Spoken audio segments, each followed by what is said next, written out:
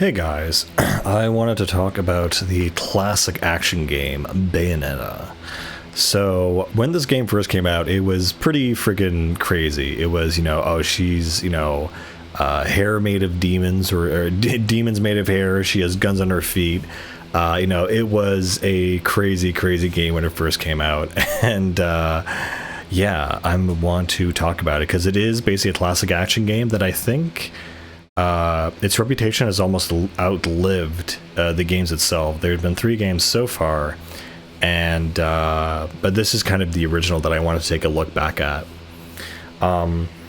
What kind of occurs to me with this character is they were kind of looking at Dante from Devil May Cry and said, okay, this is a sexy, cocky, super awesome, cool, whatever guy. How do we make this work with a woman? What would the female Dante look like? And Bayonetta, I think, is the answer to that. And so all of the absolute craziness that is Bayonetta is derived from that concept of how do we make this super cool character. So Bayonetta itself, how does it actually function? So this is kind of like the sort of the beginning days, or the mid days of Platinum. And so this is when you see a lot of the mechanics that are going to be used in future Platinum games occur in this game. So you have your light attack, heavy attack, and then your combos between those two, along with maybe 5 or 6 different new weapons that you can swap on the fly once you acquire them. Things like katanas, whips, and so this was kind of meant as a basis for its future games. You can definitely see a lot of that. It also has witch time, so its basic main dodge mechanic, if you dodged right in time, time would slow down from an enemy attack.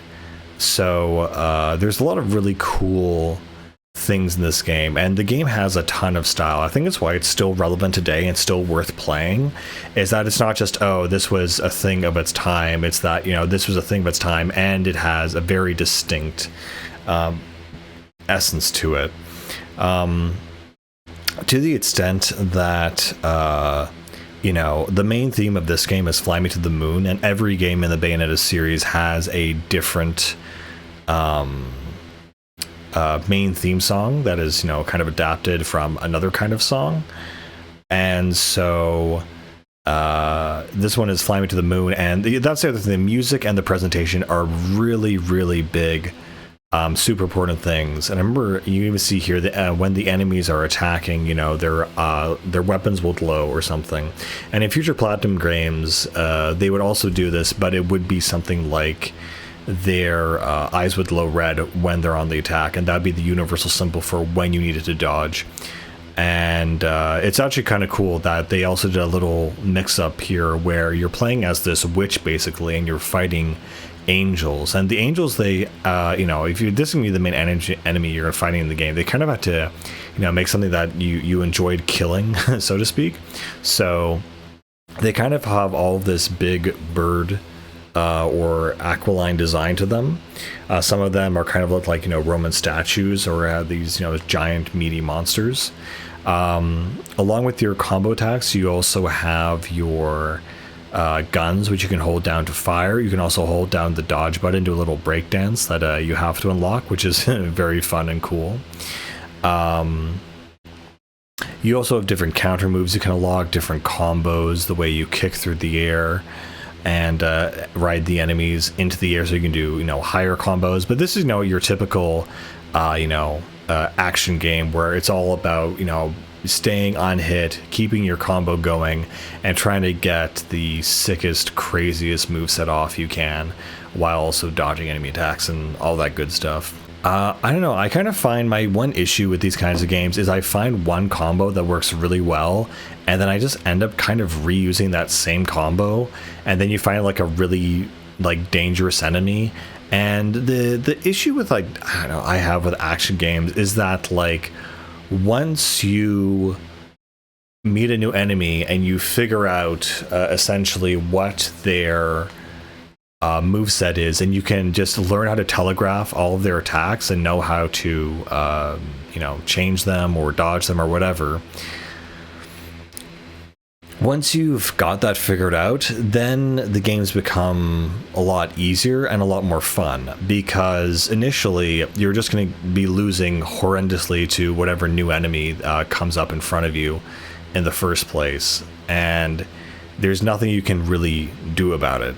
And so it always feels like a failure when you meet a new enemy type and you just can't adapt, or it takes you time to adapt, and by the time you've adapted, it's moved on to the next enemy type or the next level or something, or now you're riding a missile or something completely crazy and new and different.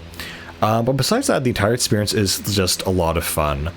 And again, the style, the music, the presentation. Bayonetta, when she attacks, she'll have different forms. I'm not sure it's in this game, but when she sprints, she has a panther. No, she does have that in this game. She has a panther form. She has butterfly wings. She can turn into a crow or a bird, and different kinds of animal kind of anthropomorphic things like this. Funnily enough, she never turns into a cat in this series, actually, which is something you'd expect from a witch, but in any case, definitely not your typical kind of witch.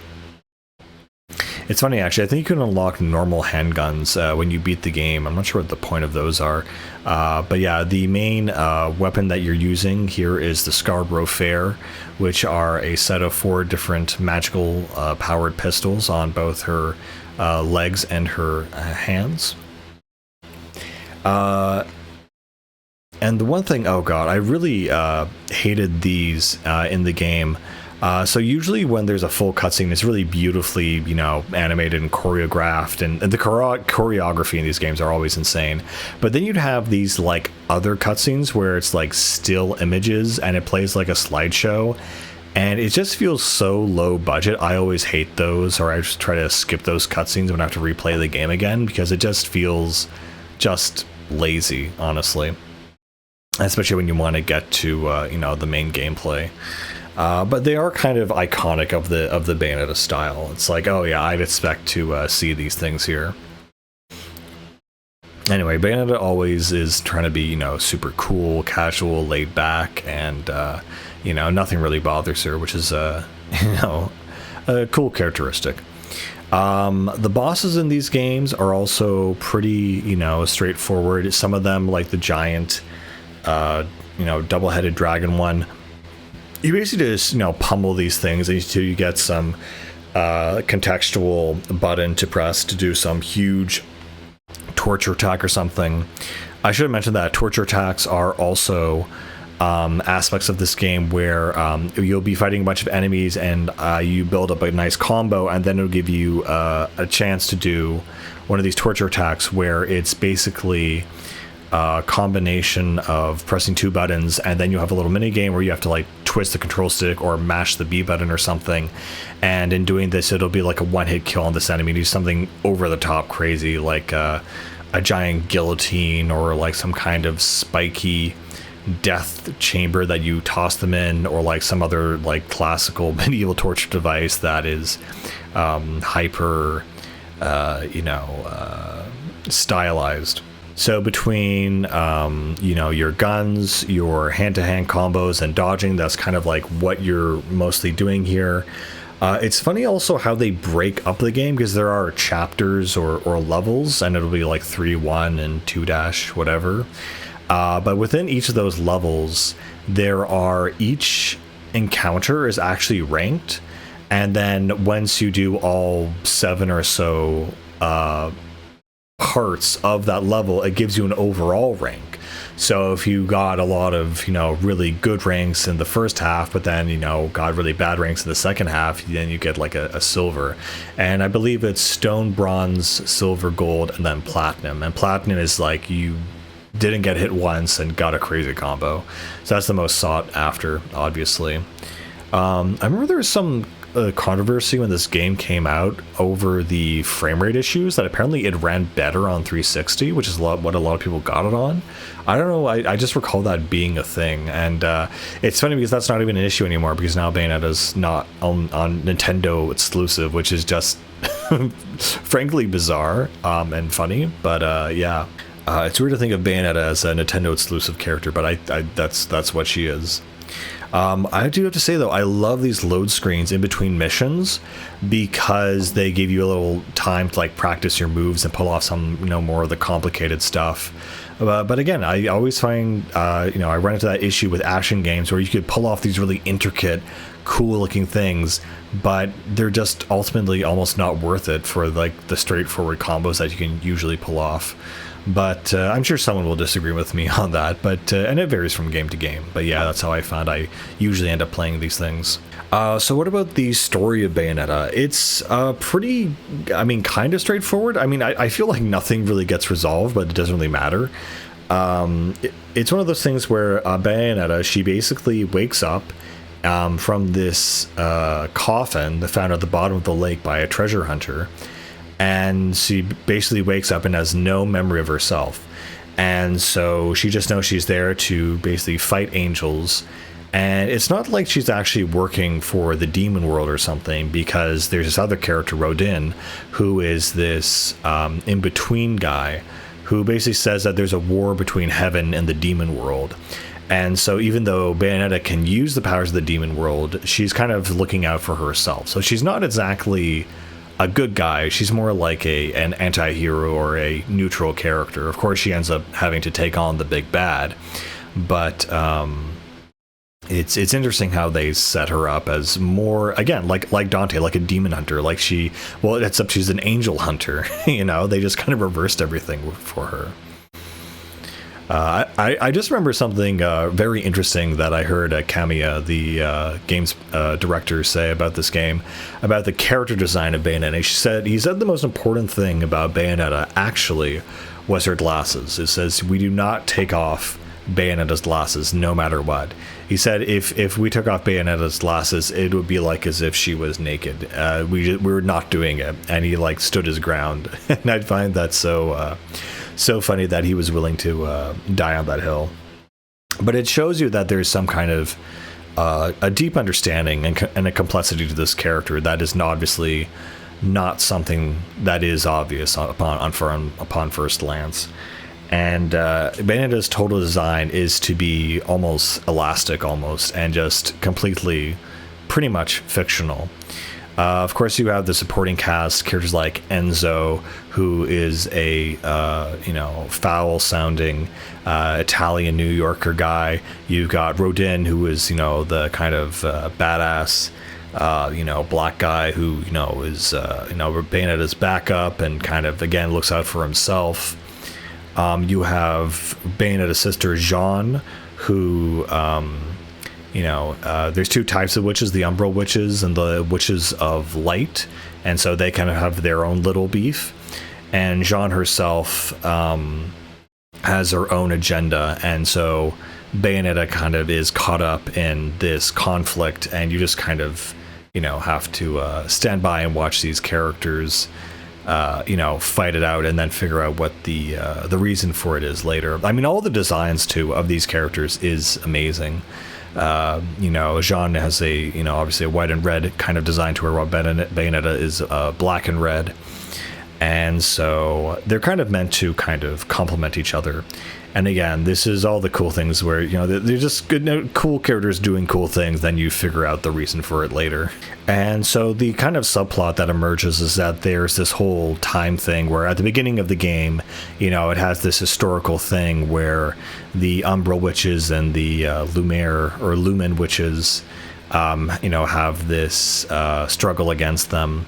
And they are basically being invaded by the different forces between the netherworlds, and so they kind of have this conflict in the past, and now it's modern day, and now you're kind of picking up the pieces of what happened in this conflict and where did all the witches disappear to and what became of these strange orders. There are certain puzzles kind of in the game that are very light puzzles. There's things like you'll have to strike a statue and then it will strike lightning, and then you'll have to dodge that directly to activate witch time. And once that witch time activates, then you're going to be able to basically slow down time and walk on water and do things like that. And there are other things where you have to, go searching for keys, but those are very, very minimal things. There might be some puzzles in the game, but this is a very heavily combat-focused game. with small skirmishes and then eventually boss fights. Oh, one cool thing that's really nifty is certain bosses, or mid-bosses rather, after you beat them, you can actually pick up their weapons and use it for a temporary time and use it against other enemies. And there's things like angel trumpets, which shoot energy balls that hurt enemies. And then there are also things like giant axes and giant swords, and those are obviously very straightforward and have they're very sluggish, but they're also extremely powerful and help give some gameplay variety. Of course, there's also things like umbral tears, which are little collectibles in the world. There are also these records, which for some reason unlock different weapons, and so you would give the records, the vinyls, to Rodin, and he would end up playing them, and that would conjure up a different weapon that you could use. It's also an interesting lore and gameplay mechanic that the reason Bayonetta can fight in all of these crazy places and in slowed down time is that based on essentially straight out of the Divine Comedy, you have Inferno, Purgatorio, and Paradiso, and the human world.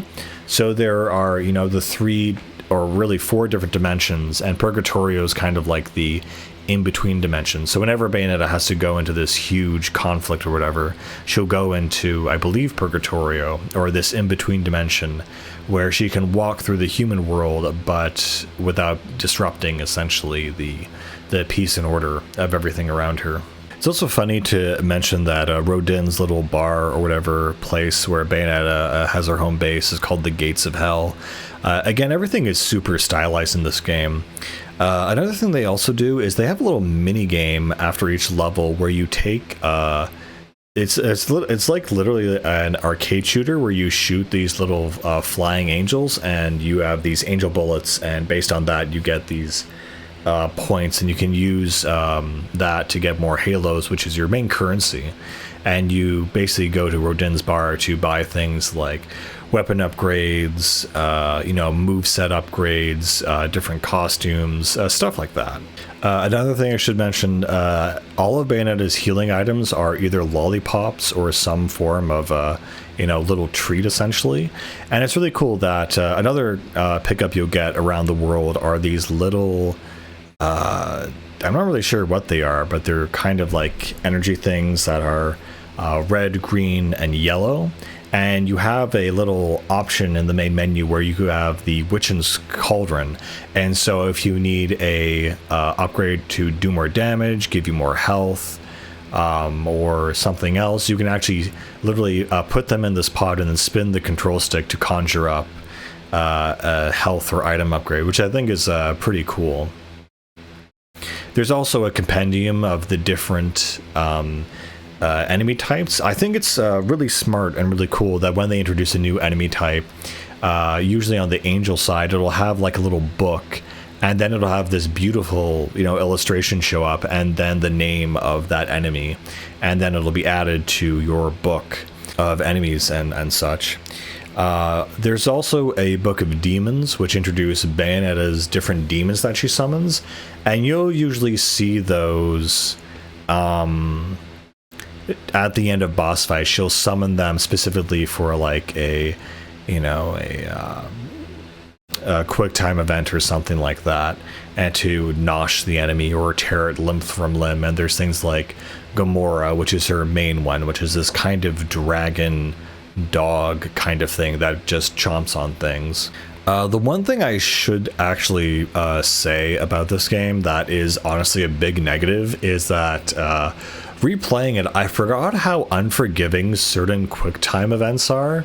I think there's it struck me in the first level when you are destroyed, or rather when that town is on fire and you're running through it, and there's really nothing you can do and the whole thing's falling apart, and you're running up this one tower. It basically asks you to like mash X at this one part without telegraphing that there's going to be a QT at all, and the time frame for this is unforgiving. And to that effect, what happens is that you just die there. It's not like you get to restart. No, you lose a life, which means it impacts your overall score as if you had died fighting to the enemy in that level, which I think is completely unfair. It's also cool whenever you start a level, they have this little map and they have a little toy of Bayonetta wherever she goes as a way to illustrate it. It's like another small, nice, creative thing. Yeah, but overall, this game is mostly fun, but it's just a wee bit frustrating with how it deals with things like the QTEs and introduction of new enemies. You know, it takes you a while to kind of wrap your head around, you know, what exactly their moveset is, what they react to, you know, what you can dodge and cannot dodge. But it always keeps it fresh and interesting. There's always new enemies to fight, and their names and style and animations and aesthetics are always very, very interesting. I think the one that I thought was actually very funny is this giant ship of faces that bombards you with sort of missiles, and it's literally called Friendship. A lot of the angels' names are based off of, you know, high ideals like faith, hope, love, beloved, etc., that kind of thing. And throughout the story, you kind of find out more about Bayonetta's past. Oh, I forgot there's also the character Luca, who is a treasure hunter, who is this goofy idiot who tries to act really suave but always lands on his face. And so there's also really fun sequences, and it's not a huge spoiler. There's one sequence where you have to ride a missile, and it's very fun. This game has a lot of variety in terms of, you know, mixing up and swapping up certain things so it doesn't get boring. I will say the final boss is incredibly entertaining, and let's just say it fits the main theme of the game very, very well. It definitely is challenging, but there's one part near the end where they were just doing this just for fun, and the scope of it is just insane. It's just this game is all about fanfare, presentation, how ridiculous they can make things look while still keeping it fun and also challenging to the player. It's just something that deserves to be played. It's just such a unique, interesting, and action-oriented game that'll, you know, test you, push you, and just it's a unique experience. There's nothing quite like Bayonetta. And with that being said, I think that's all I can really say on this game. It's definitely worth something that you're going to have to do multiple playthroughs of to get, you know, most of the items, but a single playthrough is enough to give you an idea of what this game is about and why people really love it and why Bayonetta is an icon in of herself. Anyway, I think that's it, and yeah, I'll see you guys later. Bye.